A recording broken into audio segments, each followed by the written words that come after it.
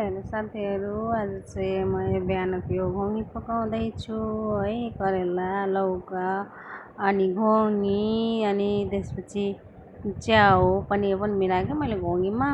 अनि दिदी र म चाहिँ घुङ्गी केलाउँदैछु है। अनि केलाउँदै अनि त्यसपछि केलाइसकेपछि चाक पनि काट्यो हामीले धोएर, अनि फेरि धुनुपर्छ क्या। हेर्नु साथी भनिरहेको छु, म चाहिँ यसरी घुङ्गी हामी काटिरहेको छु। फर्सीमा पनि हाल्छु हामी, देखाउँछु फर्सीमा हालेर भनेको थिएँ है।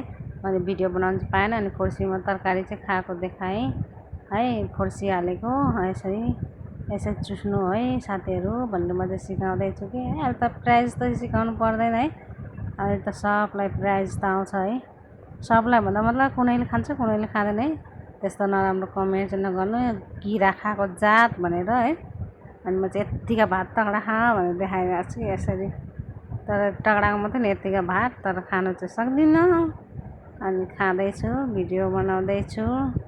अनि कस्तो जिब्रा निकालेर खाएको भन्ला है। म चाहिँ त्यसरी नै खान्छु कि, मलाई त्यस्तै मनपर्छ, त्यसरी नै खान्छु होइन।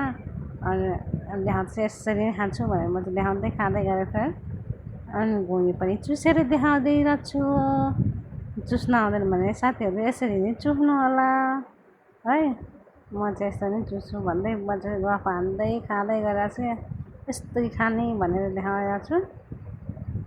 अनि त्यसो हामीले बेलुका पनि पकाएको छु घुङ्गी।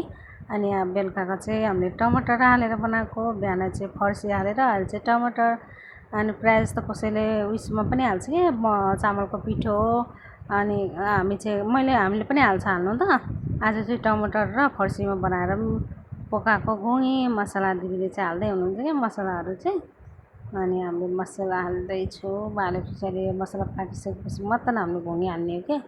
अब घुङ्गी हाल्ने बेला पनि हुनु लाग्यो, म चाहिँ धोएर यसरी देखाएको छु भनेर। अनि दिदीले चाहिँ हाल्दै हुनुहुन्छ है। हाम्रो दिदीले चाहिँ घुङ्गी तरकारी पर्छ, आमा बुहारी चाहिँ हामी पकाइरहेको छु कि घुङ्गी। अनि म चाहिँ भिडियो बनाइरहेको छु है साथीहरू। मन परेको लाइक